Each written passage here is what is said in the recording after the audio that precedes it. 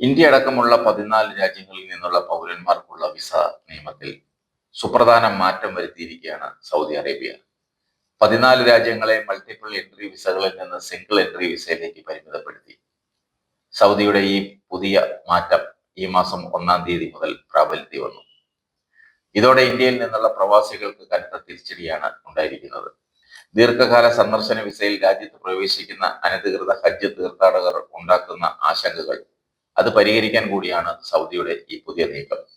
Algeria, Bangladesh, Egypt, Ethiopia, Indonesia, Iraq, Jordan, Morocco, Nigeria, Pakistan, Sudan, Tunisia, Yemen എന്നിവയാണ് ഈ മറ്റ് രാജ്യങ്ങൾ.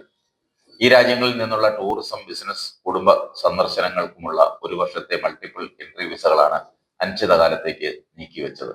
ഈ 14 രാജ്യങ്ങളിലെ പൗരന്മാർക്ക് സിംഗിൾ എൻട്രി വിസകൾക്ക് മാത്രമേ അപേക്ഷിക്കാൻ പറ്റൂ. ഇതിന് 30 ദിവസത്തെ കാലാവധി മാത്രമേ ഉണ്ടാവൂ.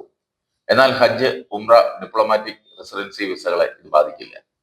മൾട്ടിപ്പിൾ എൻട്രി വിസകൾ വ്യാപകമായി ദുരുപയോഗം ചെയ്യുന്ന സാഹചര്യത്തിലാണ് ഈ രാജ്യങ്ങളിൽ നിന്നുള്ള പൗരന്മാരെ സിംഗിൾ എൻട്രി വിസകളിലേക്ക് പരിമിതപ്പെടുത്തിയത്. ചിലർ മൾട്ടിപ്പിൾ എൻട്രി വിസ ഉപയോഗിച്ച് രാജ്യത്തേക്ക് പ്രവേശിക്കുകയും പിന്നീട് ശരിയായ അനുമതിയില്ലാതെ ജോലി ചെയ്യുന്നതിന് അല്ലെങ്കിൽ ഹജ്ജ് നിർവഹിക്കുന്നതിനോ അധികമായി താമസിക്കുന്നു. പുതിയ നിയമം ഏറ്റവും കൂടുതൽ ബാധിക്കുന്നത് മലയാളി പ്രവാസികളെയാണ്.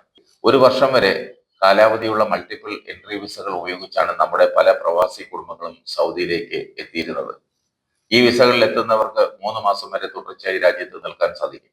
പിന്നീട് ഓൺലൈൻ വഴിയോ സൗദിക്ക് പുറത്തു പോയിട്ട് വന്നോ വിസ പുതുക്കാൻ സാധിക്കും.